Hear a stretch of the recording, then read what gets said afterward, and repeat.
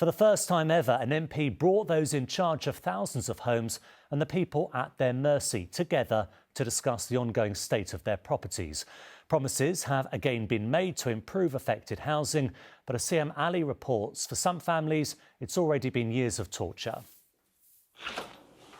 Hi Natalie. Hello. Siam, ITV. Nice to meet you. Thank you for having me. 18 years ago, mother of three, Natalie, moved into this West London flat, believing her children would grow up here. Instead, they're getting sick here. Managed by Peabody, there's been no flooring for months because of rotting caused by damp. She also now sleeps in the living room with her 5-year-old son, Che, because of overcrowding. They can't escape the mould growing less than a metre from their heads as they sleep. As you can see, the radiators are so rusted from the damp. Then you've got my windows that they said that they have dealt with and the case has been closed.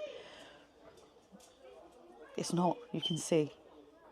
My youngest, my 5-year-old, is now on asthma pumps. He's got a continuous wheeze of a night time. That is when it's at its worst. It's just, I don't know, it's just too much. I don't like to see him suffer. I really don't. I don't. It's too much. He's my baby. This is where we both sleep. I can't go nowhere else with him. It'd be different if we had a room that we could go into. We've got nowhere to escape. Peabody has told ITV News that they are sorry to those who've received bad service and they'll be making repairs as soon as possible. Natalie is just one of many in Kensington and Bayswater living in an unlivable home. The problem is so acute that local MP Joe Powell has called a first-of-its-kind meeting with several of the largest housing associations in the borough and invited ITV News along.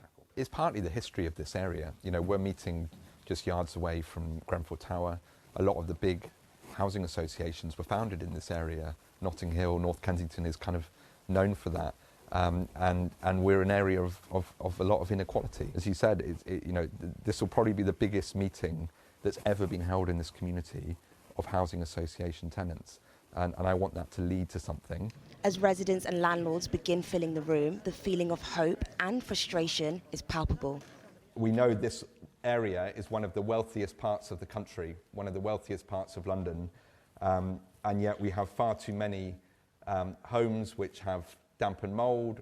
Shortly after, we were asked to leave for the remainder of the meeting. 2 hours later, angry tenants emerged. I think lots of people are obviously very frustrated with the quality of service they're getting. We did hear commitments at the end from some of the housing associations, and what's going to be really important now is holding them accountable for delivering those. But for Natalie and her family, action is desperately needed now. See, in that meeting last night, I suppose it's a symptom of a much larger problem, isn't it? I mean, absolutely. We know that this problem isn't specific to West London. In fact, Uswitch, in a recent poll, found that 8 of the top 10 areas that had the most complaints about damp and mould were found all in London. So the housing crisis is not letting up. In fact, some boroughs are expected to take more than a century to clear their social housing backlog. So that's just the scale of the problem.